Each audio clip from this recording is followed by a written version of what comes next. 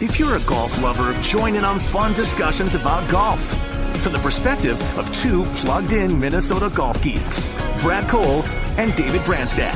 This is 10,000 Swings. Hello and welcome back to 10,000 Swings. It is Sunday, May 16th, 2021. I'm Brad Cole. I'm David Branstad. 10,000 Swings is brought to you by Jarrett Yalen with Northwestern Mutual. Jarrett is a good friend of ours, and let's just say we trust him so much, we pretty much, if he gets the ball on the green at this point, it's good. For whatever financial questions you have, call Jarrett today, 612-209-4523, www.jarrettyalen.com. He can do retirement planning, life insurance, analyze your golf shop credit spend, be a pretty good guest on a podcast, you name it. So give Jarrett a call today.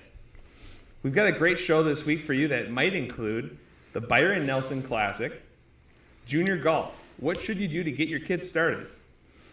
New golf course rankings, including the best golf courses in Minnesota, and hopefully much more. But first, our guest this week is Jeff Robinson. Jeff is a director for the Western Golf Association and Evans Scholar Foundation. Jeff, welcome to the show. Hey guys, how are you? We're doing good. You? I got out on the course today, which is great for me, and wasn't so great for my youth baseball team after last night's quarterfinal game. But you know, it opened up a tee time for me, so we're all right there. Did you break 100? Yes.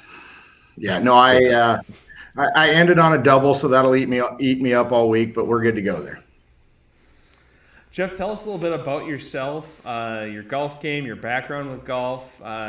You obviously play quite a bit of golf, but tell us a bit of, how you got into it and what you're currently doing in golf-related activities outside of your regular job.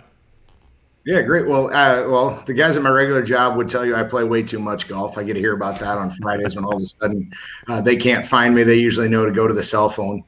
But I've been golfing since I was a kid. I think I started playing junior golf when I was fourth grade. Was when we could first go out there. We were the 4-hole group. So that's when I got started. Lifelong golfer. My kids play golf now, so the junior golf talk later will be great hearing about them. My daughter told me a few things that I should and shouldn't say about junior golf, so that'll be good. But got involved with the Western Golf Association a couple of years ago after seeing all the caddies around and working with the caddies. Created some relationships with some of these kids as they went up, and then was fortunate enough to get asked to be a director for Western Golf a couple of years ago. So proud to work with that group now. And tell us, what exactly do you do as a director with that program? So through the Western Golf Association,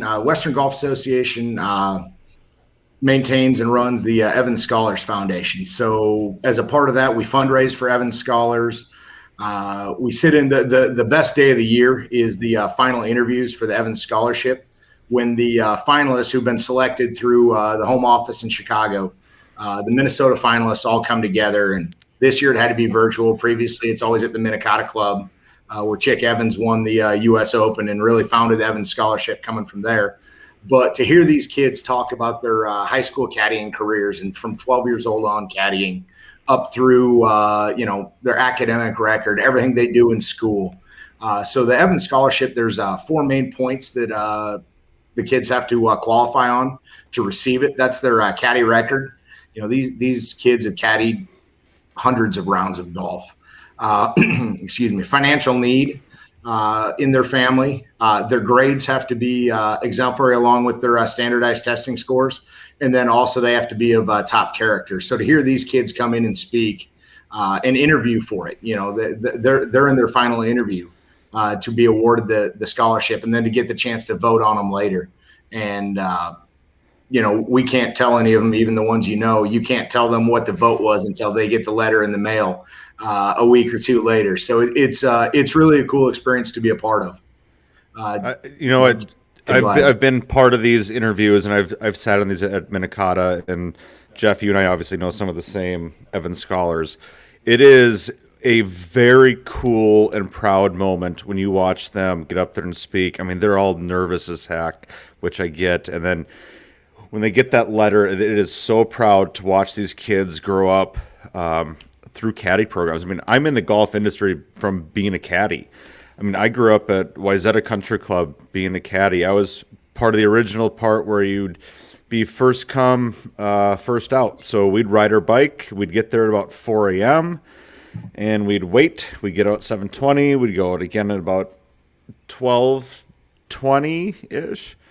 I mean, oh my gosh. I mean, caddying to me is one of the greatest ways to, number one, learn the game of golf, but number two, just the networking that comes around with being a caddy. It's amazing. You look at guys, I'll throw out one name. Look at Luke Nelson and what he's been able to accomplish now in his life due to caddying. Yep. And David, that's the great stuff. Get a text from Luke a couple weeks ago that he had proposed to his girlfriend. He's engaged now. He's going to get married next year. Yep. So to hear those things from these kids that were, you've seen them since they were 12 years old, smaller than the bag, out there running around. Or I don't know if you remember Willie Onyu that used to caddy at Oak Ridge way back when. Of course, Willie. Willie just got his doctoral degree from the University of Pennsylvania and is no, really? Maybe now. Yeah. So Willie, who was going to invent roller golf, concrete golf courses that you could roller skate on, and cloud pillows, that would be a pillow made out of the same thing a cloud is made out of, now has a doctoral degree from the University of Pennsylvania. So it truly proves that caddying can take you anywhere. So he's officially smarter than us. Yes. And that's scary. Did you ever caddy yourself? I've told this story at a couple of Western golf meetings when they asked that question. I caddied one round of golf. I believe I made it 3 holes. It was for my dad in the Labor Day tournament in Norfolk, Nebraska. The first hole, I didn't quite keep up. The second hole, I didn't shut up. And the third hole, he was pretty well done. So you failed on the first hole with the 3 ups of caddying. Pretty much. And then don't comment on the fact that your guy chunks a shot, and things get a lot happier after that. I will never forget caddying in an invitational, and on the last hole, I might have brought up the S word. No. And he shanked 3 in a row. And for our listeners, when David mentions the S word, he does not mention the S word that can get you in trouble on the air. No. He is talking about a hosel rocket. So it's definitely one of those things you learn as a caddy to not talk about. And it's interesting because my caddy experience, so I grew up at a course that didn't have caddies, but when I had caddied for my dad a bit as a child, and actually when I was 13, I went out to the Coldwell Banker Burnett Senior Classic at the Champions Tour event, or Senior Tour event at the time, at Bunker. And I didn't get anyone to loop for the day. And my mom left me, and she wasn't going to be back for 7 hours because we didn't have smartphones back then. And so she just left me in the tent. It was raining, and I didn't get a loop. So I walk around in my T-shirt that I got for volunteering, my red volunteer T-shirt and cargo shorts, and I'm just going to start watching groups. And I ended up walking over to number 6 West at Bunker, the par 5, behind the green. And this guy is a new player on tour, and he on the senior tour, and his name's Dana Quigley. And he looks at me and he goes, "Hey, what are you doing?" And I go, "Well, I'm a caddy." He goes, "Doesn't look like it." And I go, "Well, I'm just, I don't know what to do. Like, I don't have a way to get a hold of my mom, and I'm just here. This is what it was back then, right?" And he goes, "Well, my caddy's not here yet. It's my first year on this tour. Jump in the cart. You've been my caddy for the last 12 holes." And now, as I was 13, I'm now 37, and Dana's still one of my closest friends in the world. So we had a really cool special bond where I caddy for him every year when he came here, and along with his son and some other friends, we kind of worked some different things out. And just an unbelievable human being and a friend to this day because of caddying. So I think the caddy program is so cool. We'll talk more about ways to get kids into golf, but I think the caddying part is so cool because you get to learn so many different things. You get to network, and you make money, and you're actually doing something rather than just sitting around playing video games all day. So pretty cool to hear your guys' stories about that. I was like the richest kid in the neighborhood growing up as a caddy. I mean, that was straight cash. So I remember this, and I know these people, and Jeff, you do too, but I remember when we would ride bikes to go caddying, we'd go to Lund's Byerly's in Wayzata, and it was so cold out that we'd go get coffee. Like, so I started drinking coffee at like age 12, but I didn't know you had to pay for it. So we would walk in and we'd go get coffee. We just fill up a cup and we just walk out and go on our merry way. Who knew that was stealing? Jeff, sorry, Bob. Can you talk a bit about, with the Evans Scholar program, the connection with the U and some of the different schools, and what it looks like for kids that are listening, or parents that are listening, that their kid wants to get involved and they want to apply for the scholarship, different school options, etc. Can you talk a little bit about what that looks like? Yeah. There's the Western, the Evans Scholars Foundation. The Evans Scholars House is at I think close to 20 houses now, mostly through the Midwest, but expanding on the coast now, expanding through a lot. It started out a lot in the Big Ten. Northwestern was the original one. University of Illinois, up into Michigan, and now through a lot of the Big Ten. The University of Minnesota House is obviously the one here in Minnesota. And what the Evans Scholars is, you go through and you interview, and from caddying to a full room and board scholarship, living in the Evans Scholars House, and then beyond even college into job boards and, a part of this group, that the network, as David was saying, of everything. So it's really a cross for everything, and it's really taking care of the scholars from the minute they step on campus until they graduate and beyond, is really making sure they get through and really pushing for high academic achievement as well. Very cool. No, it's a great program. I've always been a fan, and it's again a great option. People just don't realize all the different options that are out there to help pay for college, and it is another option. So again, I think you learn. Anyone I know that's been a part of the program is pretty dialed into giving back to it too. I think, which is probably the best part. Like, anyone I know that's been an Evans Scholar, they all give back. They're all. And that is one of the really cool things as directors we've talked about. How many former scholars are directors, and then the number of scholars who, when they graduate, immediately join the PAR Club and start donating to the Evans Scholars every year just as a part of it. And it's, you can get in there from as low as $250 into the PAR Club. So it's not a high entry, but the amount of people who are involved in it and then give back to it is really, really impressive to see. Oh, that's great. So this week we had the Byron Nelson Classic, and it looked like it was going to be a crazy shootout after the first couple days. I think -6 was the cut, which is pretty nuts to think that, you could shoot a couple of 69s and be heading home. But that being said, KH Lee goes out and wins this thing, and it got fairly close. It was closer going into today. He kind of had it settled for most of the day. It seemed like he had kind of a 2 to 3 stroke lead most of the round. But it was kind of one of those weird ones to watch on TV, because you look on the app and they've played 15 holes. You turn on the Golf Channel, they've played like 5 or 6 holes. They had a little bit of delay going.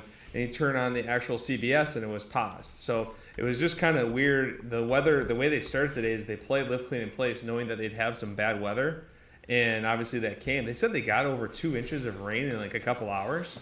And it was, they played lift, clean, in place. Some of the guys that went out early were able to shoot some numbers. And one of those guys, a fan favorite, Troy Merritt. So Troy went out from Spring Lake Park. Troy went out and shot 66, 65 on the weekend to finish 7th and put up a pretty good number there at -19. And KH Lee ended up beating Sam Burns by 3. My personal pick this week was Daniel Berger, who finished in a tie for 3rd at 21, a little 67, 64 on the weekend. Who'd you have this week, Brandon? Were you a Spieth guy, or are you just always Spieth when it's in Texas? Is that, dude? I'm always Spieth in Texas. Why not, dude? Lee went 65, 65, 67, 66. Like, this is ridiculous. What it takes to win at this level right now, like Merritt 66, 65 on the weekend is amazing for a tie for 7th, but 65, 65, 67, 66 for 25 under.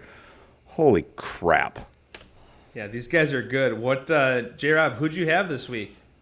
Well, I didn't have anyone this week with, I'd been running around, but then as soon as I heard they were playing Lift, Clean, and Place today, I was going to grab Patrick Reed as a Sunday special. But then I saw he wasn't in. I figured he had the most experience. Oh, that is awesome. Well, that actually ties in well to the next subject. So the next subject is the PGA Championship. So next week, Kiawah Island, the ocean course. We've seen the war at the shore. We've seen Rory went fairly low actually the last time it was there. But I'm actually going to be leaving on Tuesday to go out to the tournament. I'll be there Wednesday, Thursday, Friday with Derek Holmes. I am going as his swing instructor. So should be a heck of a week. He's got his brother Devin on the bag. I'm sorry. What are you going there as? Swing instructor, same as you, Brandy. We got the same level of teaching. How many guys does he get? They get an entourage. So we got Andy is going as his physio. So I'll be working on his mechanics. Andy's going to work on the stretching. It should be a really cool once-in-a-lifetime experience. Who knows? Maybe it'll be more than once in a lifetime. Maybe he'll get it rolling. And, once you get into one, you can run the tables. Maybe our friends at the 3M Open are listening for a possible sponsor exemption. Hint, hint. Does he need a bartender for Corona Premier? So it should be pretty cool. But I'm talking to my son about who I could, be seeing this week and running into, because there's not going to be a lot of fans, and obviously the people limit inside the ropes is even smaller. And he goes, "The only person you're not going to talk to, Daddy, Patrick Reed." So he knows, he's been trained. He's so it's funny that Robinson made that joke there. Patrick's a great player, and I'm sure he'll be in the mix. He's always in the mix. This tournament seems like it's just screaming to be won by Rory. Am I wrong? Does it just seem like a perfect Rory win? He won there the last time he was there. He just won 2 weeks ago. Or is that just too set up on a tee that it's not going to happen? It depends on how far we want to take your love affair with Rory. Pretty far. Right. This is not teed up for Rory. However, I would not count him out of this. I'm taking Hideki and Mark Leash in this one. One of those two, but if I'm not rooting against Rory though. So I'm going with Rory and Keegan Bradley, because I think the last time I was there, I want to say Keegan took second or third, and Keegan's been playing well. I know he's 70th or whatever in the world, but he's trending. He's definitely trending, and again, a man after my heart with his waggles. So we gotta show a little love. Jeff, who are you taking? Who are your two picks this week? I'll be rooting for Rory, but I was looking at it, and I really got to go with the two guys everyone's going to be rooting against, and I got to go with P. Reed and with Bryson. Ooh. You know what though? The Bryson pick isn't. I like that pick. As this show in general, just hate the Patrick pick, but the Bryson pick is good, right? Man, I cannot wait to see in person on Wednesday, see what contraptions he has going on the range. It is going to be fantastic, because I'm sure because obviously we're right at sea level, right? So there's going to be all sorts of different things happening. There's going to be humidity readers, and I get such a kick out of what he puts into it, because if you watch like Bryson and DJ side by side, it's amazing that they both are, and DJ is actually a better player, because Bryson puts every single ounce of effort you can into this thing, and DJ doesn't even know where he is. He's just like, there's a golf tournament? Okay, I'll go win it. Does Bryson use Flight Scope and TrackMan at the same time? And his little squirt water bottle squirt thing that he, remember he used that in like Mexico City? Yep. Yeah, you got to get the humidity right. I'm actually interested to see what sort of contraptions you've got as a swing coach there, Brad. Oh man, I've got the 747. We're fully implementing 747 this week. Club Pro guy is obviously going to be on, in our brains at all times. So we're working on a little 747 and a couple other things. The Momentous swing trainer will be there. The Ripstick from Rip Golf will obviously be there. Probably, some muscle milk. We're gonna have a lot of things going. Maybe what's the Australian licorice? Willy Wallaby. Maybe a little Willy Wallaby Australian licorice logo on the bag. We're gonna represent everybody. It should be pretty fun. Derek has been down there since Friday and has gotten pretty accustomed to the course already. And today's Sunday, so by Thursday, I'm thinking he'll be ready to go deep. Pretty cool experience, as a club professional. A Class A, to be able to go and do something like that and see the total other side of the ropes. And I was kind of bummed out that Golf Digest came out with their top 100 ranking for the tournament for next week of the players in the field, and Derek did not make the top 100. But I did see Omar Uresti was 100, so I think Omar Uresti might have been ahead of like Tom Hoagie and Troy Merritt. I'm not sure if Troy's in the field, but I know Hoagie got in because Matthew Wolff WD'd, which has been really sad to watch. I don't know what's going on with Matthew Wolff. What is going on with him? I know it's some sort of a nagging injury, because when he has played, things just look off, and it's just so crazy because he was so strong, the last couple of years, and we hope he definitely gets better, because that's it's tough to watch when guys are going through that. Yeah, no, we just watched in the last couple of weeks. Not that I paid very close attention to what he's been doing, but I never see him anywhere, and it stinks because he's great for the game of golf. Yeah, well, for sure.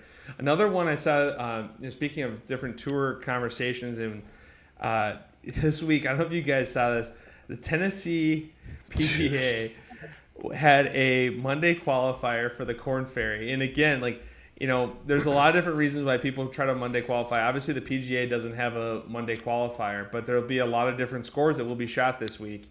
And at this event in Tennessee, a guy went out and he opened. So remember, you got one shot, right? You got to shoot probably, it's a Corn Ferry Tour event, so probably 66 to get into a playoff, maybe 65. You have to shoot basically 8 under par to have even a chance at a Monday qualifier for Corn Ferry. So let's call it 64. Okay, so 64. This guy starts off 10, 10, 10, and then he gets going on the fourth hole. He makes an 8. Might have been a par 3. I'm not sure. But now we're at 38. 38 strokes after 4 holes. So the question is, you've got 14 holes left. Could you shoot 26 in 14 holes? Is that even... There's no way that's possible, right? And they asked him to leave the event, obviously, because it didn't look like he was going to break 100. They asked him to leave the event. They just kicked him off. Have you guys ever seen that before, where someone's just been kicked out? Jeff, have you ever been pulled aside at, the third flight of the Oak Ridge Best Ball? When you're playing similar to a Club Pro guy, the Metamoset 4-ball. And did you ever get pulled out? Hey, Jeff, you're going to shoot a net 94, so we're just going to tap you on the shoulder and ask you to leave. I've never heard of this. I thought it was kind of cool, to be honest. I've had a couple partners ask me if maybe I could leave if I wasn't going to bring anything more to the team. But no, never by a tournament official or anything like that. That was crazy. I was absolutely shocked. Brandon, have you ever seen this before? I've never seen anything like this, but I'll tell you what, I praise it, because if I've shot 38 for 4 holes, I want to walk off the golf course to start with, and I'm not going to do it. So if someone can just take me off the golf course, great. Get me out of there. I want nothing to do with playing golf at that point. So I want to unpack this a little bit more. If you go out and you shoot 38, and what do you think it costs to do the Monday qualifier Corn Ferry? Probably $300. That's a good question. I actually don't know that answer. Yeah, somewhere between $200 and $400. If they make you leave after 4 holes, do you ask for a partial refund, or hey, can I come back and play the course again when there's a little more time for me, on a Sunday at 5 p.m. when you're a little slower? You're asking for your guest fee to be refunded, Brad? Hey, I'm asking for a friend. But it's a good question, right? If they kick you off the course, do you get your money back, or is it just hey, you got enough shots in 4 holes, we've seen enough, you're out? I just can't imagine being the tournament director and having to make that call. Like, I can't imagine being the person that got kicked off the golf course for playing so bad, and then walking in and being like, hey, by the way, can I get part of my entry fee back? like, Jeff, what happens if you're in the group with that guy? So let's say you're playing some mini tour stuff, you're all amped, you're 2 under after 4. Whoa. That doesn't happen. Jeff playing some mini tour stuff. Well, let's have some fun here. Where are we going with this? Let's get creative. So David knows enough about my swing to know that's not happening unless there's a third flight on the mini tour. Let's say Jeff started off 4-4, 3-5. He's 2 under par. Okay, let's Never call have it. that. And so it's 16 shots, and he's playing with this guy that takes 38 shots. Like, what does that look like for you as a playing competitor, Jeff? When you see this guy, like, if you shoot 38 in 4 holes, how many balls do you have left? That's a real question. Like, He's got to run out at some point. I'm one of those golfers, though, that I get in my own world, and I really don't know what's going on with anyone else. You could make a hole in one, and I might ask you what you made on the hole when it came time to write down the scorecard. Because I sort of get in my own little world there and don't always pay a whole lot of attention. But if he's playing fast as he shoots 38, we're fine. If he's waggling over the ball and doing all of that, I might accidentally, blade a chip or something just to see if I can pick him off and get him out of there. But no, I don't think we're going to – I don't know what we do. If I got to that level, I'd be such a head case playing in an event like that anyway, that I'd probably be the guy going 10-10-8 and not knowing what to do. So can you please confirm by pick him off and blade a chip? Are you talking about wounding another golfer because they're playing so bad? No, we would never fire one at somebody's shin to do that with. That was nothing David ever taught me in a lesson, so don't worry about that. I love that you specifically say shin. Nowhere else, just call out the shin. We wouldn't do that, but No, we'd never do it. Well, if you've seen my wedge game, it can happen. Hey, we've all I've seen your wedge game. We've all been there. So 38 through 4 holes was kind of shocking to me because I've gotten off some pretty terrible starts, but that one would have been. I probably would have just left myself after the second 10. Just from a pace of play perspective, I probably would have just rolled out and said, hey, you guys just go on without me. I mean, 38, that would have been a bad front 9 score for a Korn Ferry Tour qualifier. But that's where I would appreciate them actually kicking me off the golf course, because I don't have to make the decision then. It's just, hey, you're done. Please put me out of my misery and send me home. Yeah. I'm not a quitter. Man, well, you booted me. No doubt. I tell you what, for people that are shooting 38 in 4 holes, I would strongly recommend that they go to the PXG store in Southdale, and they've got some clubs that'll probably help you shoot better scores than that. They are a proud sponsor of our show. They've got a beautiful new store in Southdale that you need to check out today. Call the store and make an appointment, or you can swing by and get fit for the new Gen 4 clubs. Jeff, have you seen the PXG clubs yet? I have not seen the new Gen 4 yet, but enough guys play them that I usually play with that I'll see them soon, I'm sure. They're pretty popular. You play all of your golf for the most part at Olympic Hills, correct? Yeah, I play most of mine there, and there's a lot of guys play PXG out there. They've got a good following, and a lot of people really enjoy them. And again, they're definitely worth giving a shot because they've put a lot of thought and a lot of effort into making better products and trying to improve golfers, and we like that. That's nobody wants to shoot 38 on 4 holes. So if you are, give PXG a call at Southdale store today. If you're going to shoot 38 for 4 holes, did you guys happen to see? This is where you should probably be going. Did you guys happen to see what they did this week on hole 17? They had blackjack and dice in the hospitality suites. So you look at Jeff's eyes light up. Gambling. Wait, this is at the Byron Nelson Classic? Yes. J-Rob, where was our invitation? I have no idea. I'm all for it.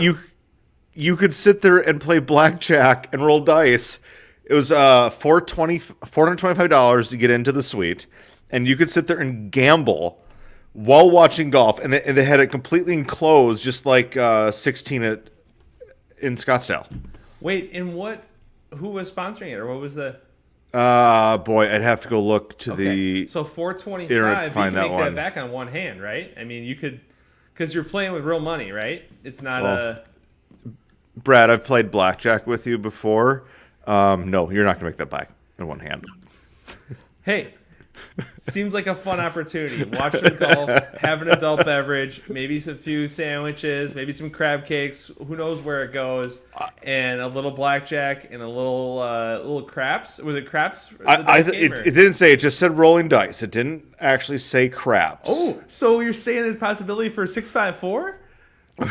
Possibly. I mean, but I mean, Mike. Oh my gosh, how much fun is that? Jeff, have you ever been to TPC Scottsdale for the Waste Management Phoenix Open? I've been there a few times. What a great time. I personally think one of the best parts of that is some of the gambling traditions that took place over the years with whether it be caddies, players. The caddies? Yeah, I mean, the caddies on set 16 was absolutely one of the best, and I know they tried to stop that from an injury perspective, but the caddies racing up to the green, it started off with just walking, and then pretty soon caddies were like sprinting from the tee box with a staff bag on.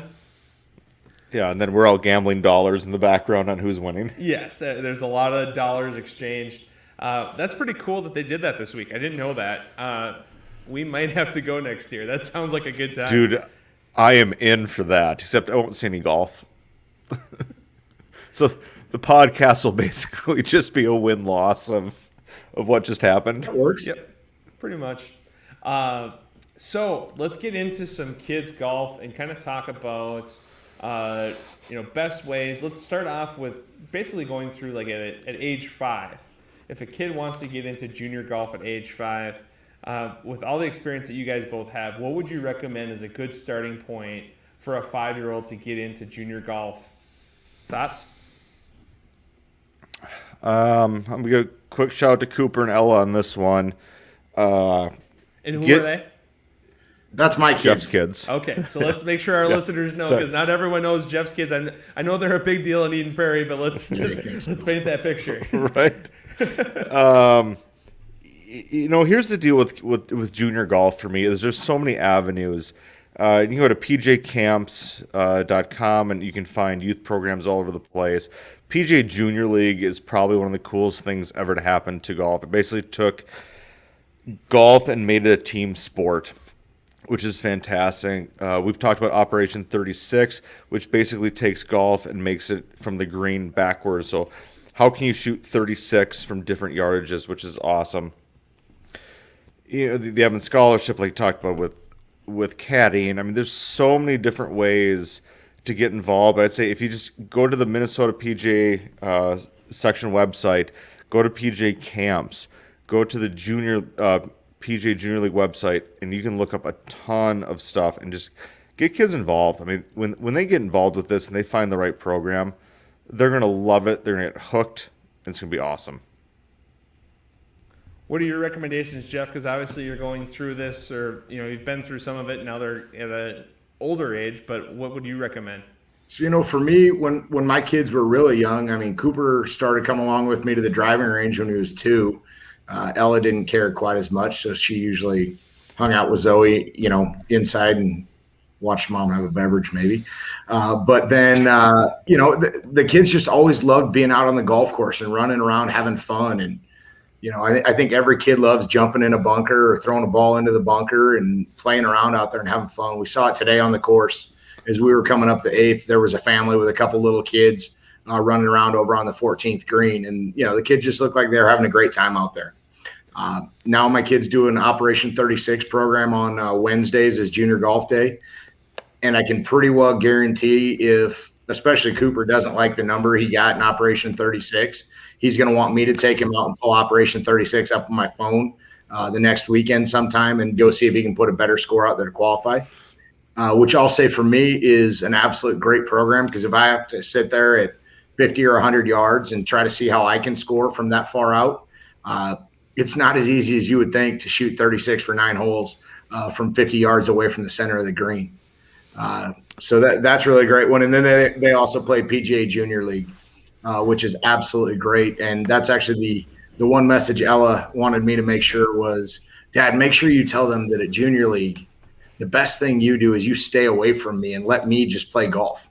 And that's actually one of the rules of Junior League is the parents can't coach. They have to let the kids make their own decisions. And there's 2 to 3 kids on each team, 2 of them playing at any time in the 2-person scramble. And it's really up to the kids to try and determine what sort of shot they should hit or how they should try to play it from that shot without the grown-ups trying to tell them, hey, you should probably putt this one instead of chip it since you're really close to the green there. But it's up to the kids to figure it out. And that's really fun to watch them play and figure it out for themselves. And what age are your kids right now, Jeff? They are 10. They'll be 11 next month. So they're 5th graders. Okay.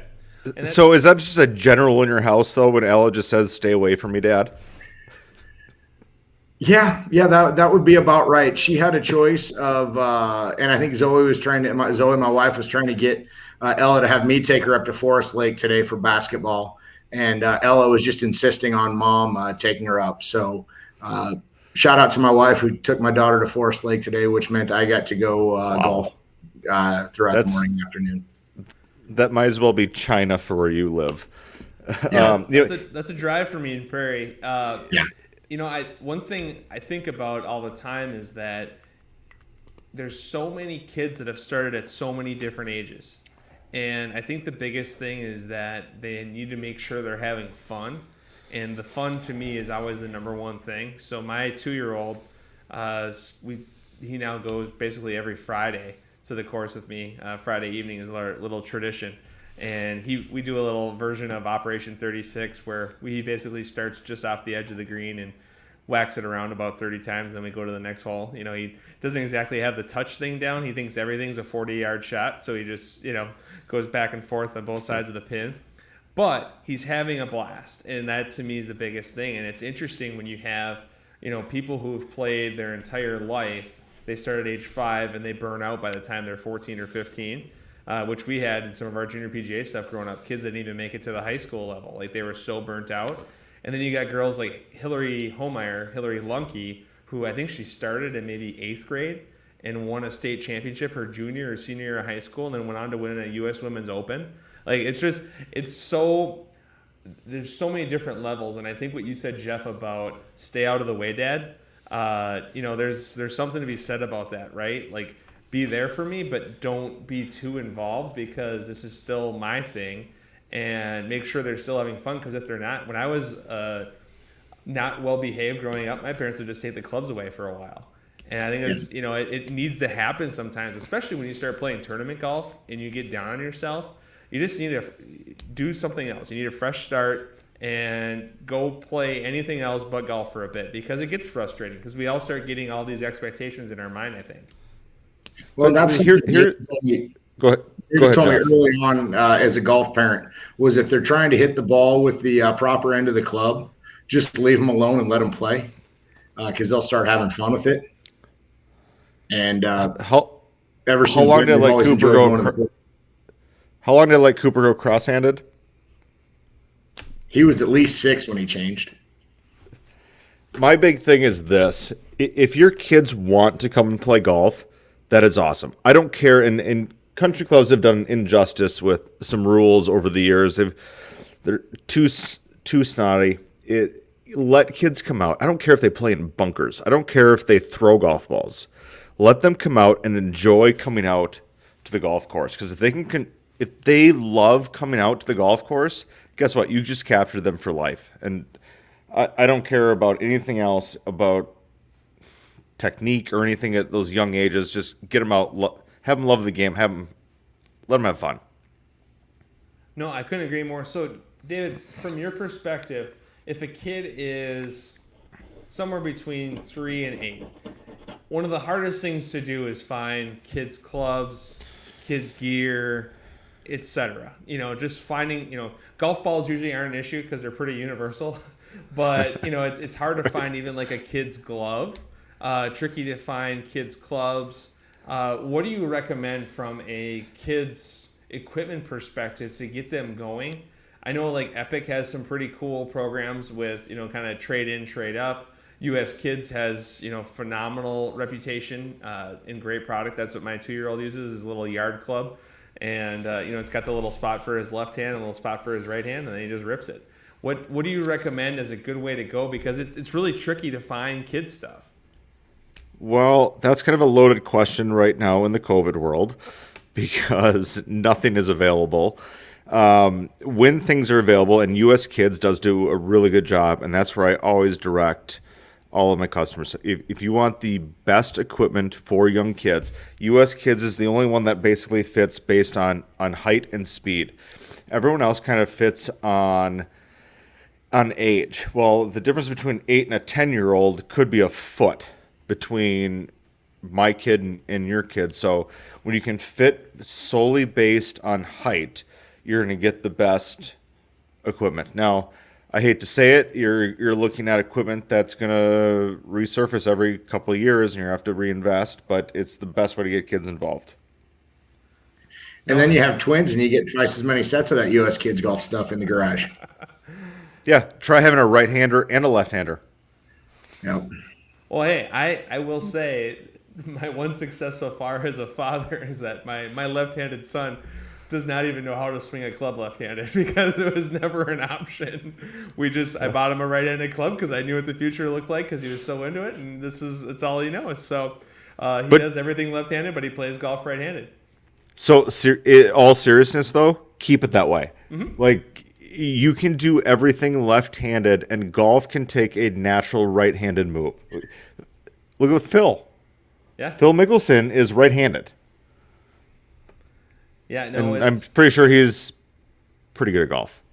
Yeah, he's okay. He just got speaking of Phil Mickelson, he just got a special exemption to the U.S. Open this week at Torrey Pines, place that he's played a couple times. I wouldn't be surprised to see him use that special exemption to, have at least 165 or 66. I'm not saying what he's going to back it up with, but he has been showing kind of one random round here and there that have been quite impressive. But yeah, for the kids stuff, one other thing I did want to talk about is tees. So we've talked about Operation 36, and again, different sets of tees just change everything. I would strongly recommend not starting a beginner, especially a kid, at regular tees. Even the red tees. It makes no sense. They're not going to have fun. If they want to hit one off the tee and then pick it up and move forward, fine. But the reality is that they're going to have the most fun and get the most enjoyment out of 50 yards and in. That's going to be where they can actually see some progress. And, some of these places, like Rum River Hills, the first hole is a dogleg right with water all the way down the right side. Most kids would lose they just lose all their balls because they'd never be able to get around that water. So I strongly recommend, starting some sort of a shorter course. And then as they get older, Jeff, I don't know if you've done this with the kids, but kind of make a kid's par. So like when we were growing up, par 4 would actually be a par 8, and we'd play it from, the red tees or something like that, so that we would always be trying to break par even though we were shooting a million, just to make it fun and not beat your head against the wall the whole time. That's something my parents had set up for me when I was a kid. Was we had our scorecard that we determined a different par than what it was, just as you were developing to learn. And I think it was a lot of double bogeys, which still comes true today for me every now and then. But the other thing was, and it was way before there was anywhere had short courses, I remember as a kid always teeing it up at the 150 marks. The 150 marks became the tee box when we were little kids. Yeah, no, that's good stuff. So a lot of good conversation around that. And again, I think it's just important to talk to your PGA professional and ask a lot of questions and get involved as you can, because it could be a really fun thing for kids, but you just got to kind of make that first step and start asking questions and start, seeking out information, because there's a lot of cool options out there. Another thing we really want to talk about this week. So Golf Digest just re-ranked the top courses in the country and then top courses in Minnesota. So they gave us a 1 to 25 list. And I'm going to read the list from beginning to end. And then we're going to kind of break down any thoughts you guys have. If you want to not share thoughts, that's fine as well. But wanted to read You're going to read all 25? I'm going to read all 25 as quick as possible. Think of me as like the Micro Machines guy. So our list is going to be Interlochen, number 1. And Spring Hill. That is not Micro Machine. Spring Hill, number 2. Hazeltine, 3. The Quarry at Giants Ridge, 4. White Bear Yacht Club, 5.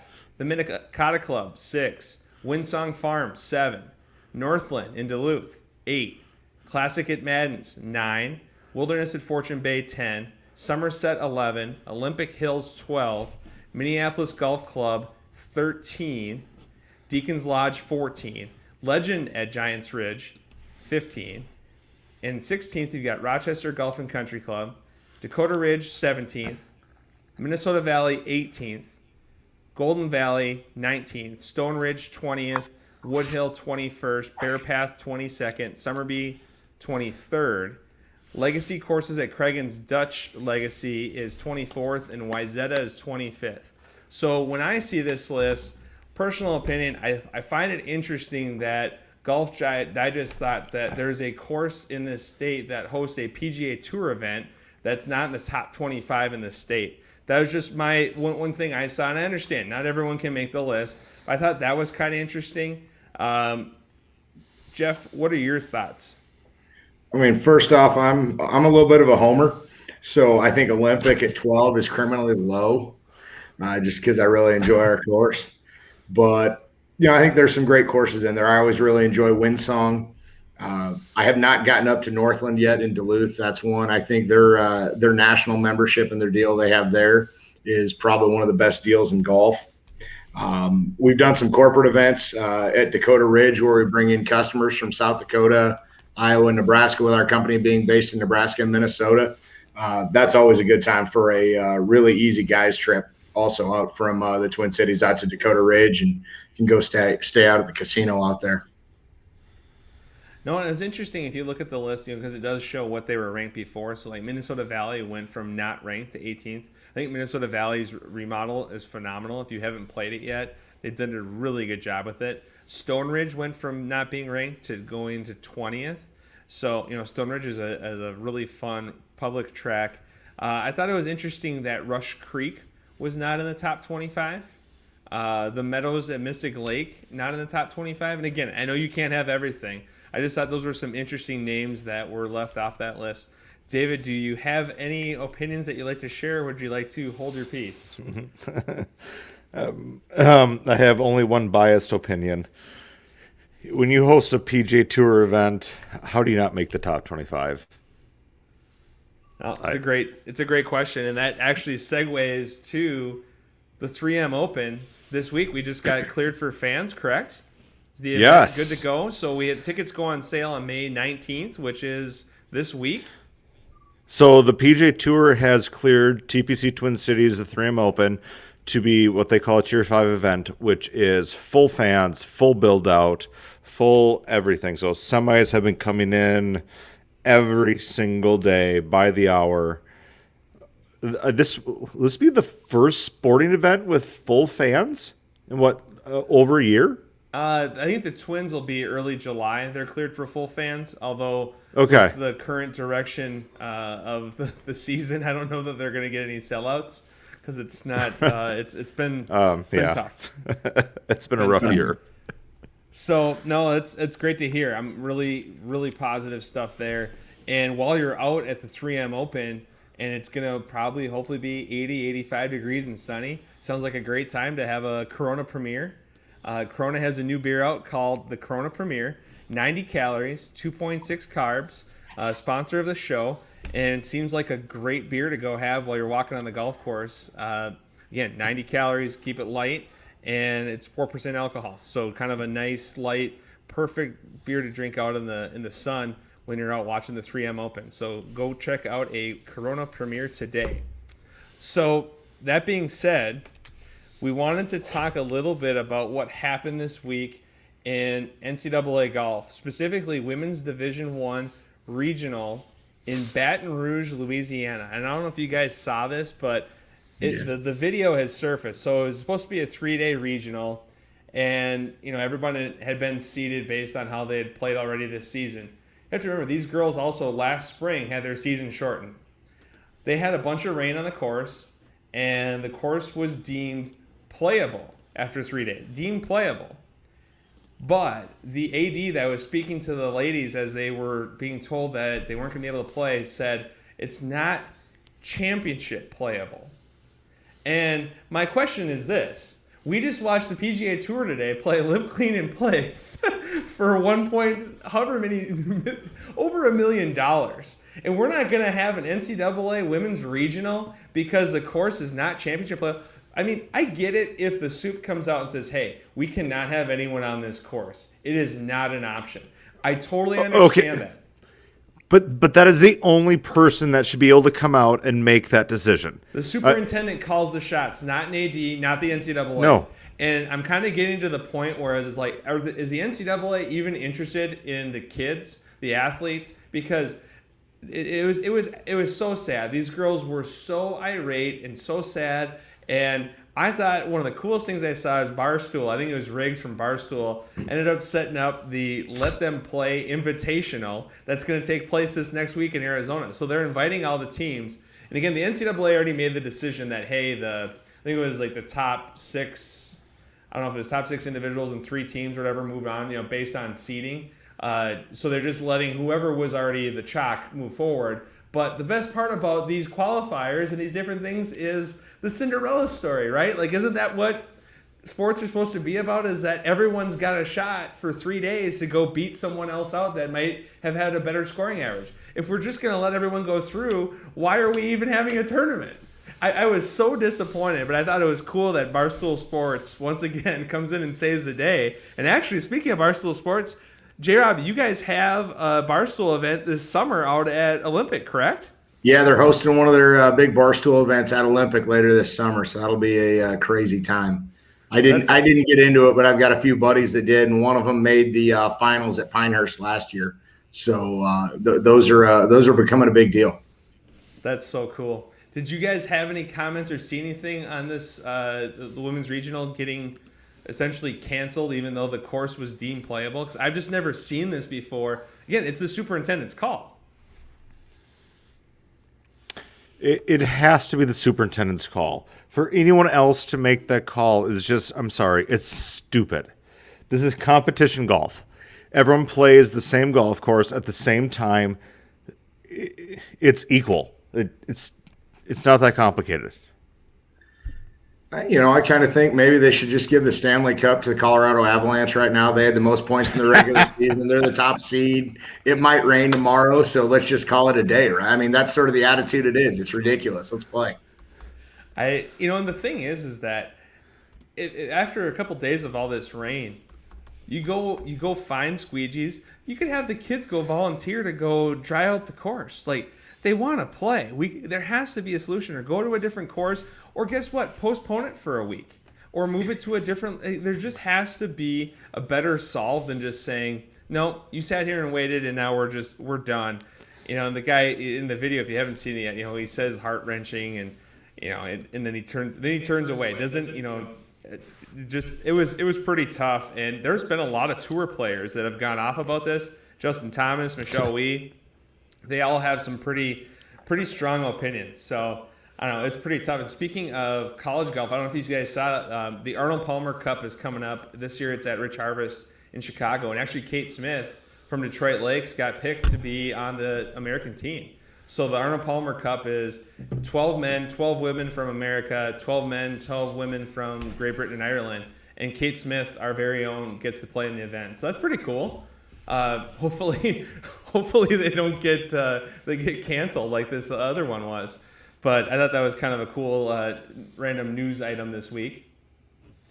And another one on the women's golf side, or girls' golf side, Isabella McCauley. We talked about it last week, how she made the U.S. Women's Open. And she's won the last several state high school tournaments, and she's been unstoppable. She's now playing in the U.S. Women's Open at San Francisco Golf Club, I believe it is. And she won't be able to play in the state high school tournament now this year. Because when she's gone for the U.S. Women's Open, they're actually having her section tournament, and she's just going to miss out. So I guess my question to you guys is, like, would you rather play in your section golf tournament or the U.S. Open? Dude, is that really a question? I just feel bad. David's picking the sections, but I think I'll go with the U.S. Open. I'm picking sections because I've got a better chance at posting a good score there versus a U.S. Open. I mean, I have to assume it's at like Bellwood Oaks or something like Emerald Greens, or one of those. I think is the section she plays in, or one of those types of courses versus the San Francisco Golf Club. It's really hard to think about how the history books are going to say Isabella McCauley, Catherine Van Aragon, or Reese McCauley, and then Isabella McCauley. And who knows? Maybe she won't be able to play in the state high school next year because she'll be at the U.S. Women's Open again. I just thought it was kind of a bummer. You know what the history books are going to look at? The money list. And high school won't matter. I mean, well, that's the awkward part, though, is that she's going to go to the U.S. Women's Open. She can't win money. She's only going to cost money. But I know what you're saying. Long term. Long term, she's going to meet sponsors, relationships, Yep. etc. Yeah, Yep. It's pretty cool. I mean, how cool is it, though, that we have a junior in high school that is committed to the U, and she is playing the Women's Open. She is now the youngest Women's Open qualifier from our state. And just a very cool story there. Just kind of a bummer that she won't be able to keep her name in all the record books with MSHSL, but I think she'll get over it. She's not gonna care in 10 years. Pretty cool story, though. 17 years old, playing the U.S. Women's Open in a few weeks here. So representing Minnesota well, and we'd love to see it. So, Jeff, one thing that we started when we came back on the air this year is each week we try to pick a local business that we've supported. And I ran the gamut this week. I had all sorts of them. Real quickly, there's a place that is less than a mile from my house that I've only been to once in the last 8 years. And it's called Chan. And it's a Chinese restaurant right off of Zane and Oak Grove Parkway. And I went this week and had sesame chicken, and it was out of this world. Fresh Chinese food made right there. Very, very, very good stuff. I was impressed with that. And then actually, it's kind of weird. So the first time I ate there is when we just moved in. The last time I ate there was this week, which we're actually about to move. So those are the only 2 times I've been to that place. And we met with our realtor this week, Andy Praske with Remax, locally here. If you're ever looking for a realtor, Andy Praske and his wife Lisa do an incredible job. They have a team of a very big team that works with them, but they do a really nice job of selling houses. And right now is a very good time to sell your house. So if you're looking to do something different, than what you've been doing, they are great people to work with. Andy Praske with Remax. How about Brandy? Anything local? Yeah, Hans Bakery. You been there, Brad? My elementary school is literally half a lob wedge across the street from there. What a great local bakery in Anoka. It's just fantastic. We picked up stuff for the teachers at my wife's school for this week, and it was amazing. They do such a good job. Awesome. Jeff, how about you? Well, for me, after hearing about the salsa a couple weeks ago, I was going to go with Chili's for my spot. Dude, wait, though. Chili's has the best salsa, right? You can't not defend that. I think Jeff and I are going to have to go to Chili's to be able to, because I can't tell you I'll give you a break there. I haven't sampled the product recently, so I don't have enough information. So did you make your own chili or chili? Did you make your own salsa? No. Actually, my places are. With running around to all the games, I was going to have to pick Quick Trip because that seems like that's all we got to eat this weekend. But for me, it's Tavern 4 and 5 here in Eden Prairie is really that's the go-to after games, after basketball league, when you drop your kids at practice. And then, when you can't be going out to eat, I do a lot of grilling on my own and a lot of barbecue. Northern Fire Barbecue Supply over on Shady Oak Road. They've got the full meat freezers. They've got all the briskets and steaks and everything along with grills and more seasonings than you know what to do with. So Northern Fire is another just great place. Nice. Tavern 4 and 5 is one of my favorite spots. I have a tradition with Black Friday. My wife, back in the day, my wife would go shopping and then I'd go to Canterbury with my friends for Blackjack Friday. and we would always meet at Tavern 4 and 5 for breakfast first. And yeah, big fan of that place. Great food, really nice people, and a good, easy location to get to. Very cool. Well, Jeff, we really appreciate you being on the show tonight and all your insight. Very cool. Love everything you're able to help us with. And again, a lot of good stuff with junior golf, Evan Scholar, etc. So thank you so much. We also like to thank our sponsors, Jarrett Yalen with Northwestern Mutual, PXG, and Corona Premier. As always, you can connect with us via email at 10kswings@scorenorth.com. Please subscribe to our show wherever you get your podcasts, Apple, Spotify, Score North, and give us a 5-star rating. For episode 13 next week, we will have Phil Mackey on the show to break down the PGA Championship and possibly another guest as well. Until next week, friends, I'm Brad Cole. I'm David Branstad. Cheers. Cheers.